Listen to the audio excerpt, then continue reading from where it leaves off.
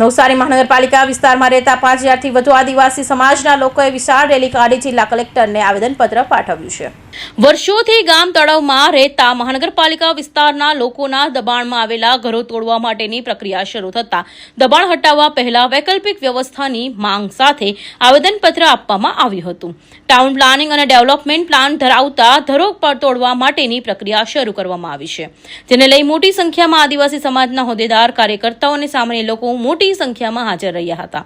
માંગણી પૂર્ણ ન થાય તો જલદ આંદોલનની કિંમતી પણ આપી છે।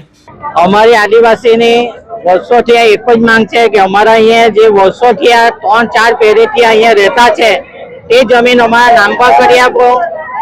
અમારી જે ટીપીમાં જે ઘેર જાય છે તે ઘેરની પહેલા રહેવાની વ્યવસ્થા કરી આપો, પછી તે ઘેર તોડો।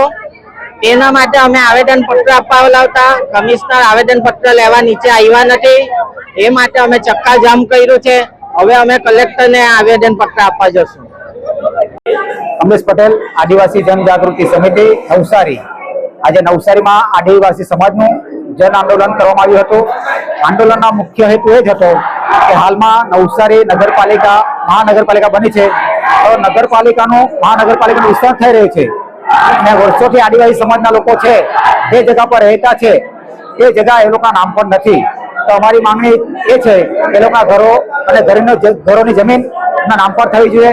બીજો મુદ્દો છે કે અત્યારે જે ડિમોલેશન કરવામાં આવ્યું છે, આદિવાસી સમાજના ઘણા ઘરોને નુકસાન થઈ રહ્યું છે, તો એ ઘરોને પહેલા પ્રાથમિક ઘરો કાયમી ધોરણે એ ઘરો બનાવવામાં આવે અને એમને વસવાટ કરવામાં આવે, ત્યારબાદ એ ઘરોને તોડવામાં આવે।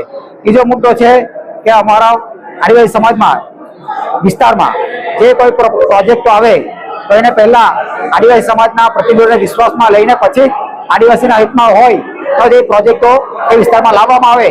એટલે આદિવાસી સમાજ તો ના પાડે કે એ પ્રોજેક્ટ અમને અડી જોઈતો એ વિસ્તારને બહિષ્કાર કરવામાં આવે। એ જ અમારી માંગણી લઈને આજે અમે આદિવાસી સમાજના લોકો ભેગા થયા હતા।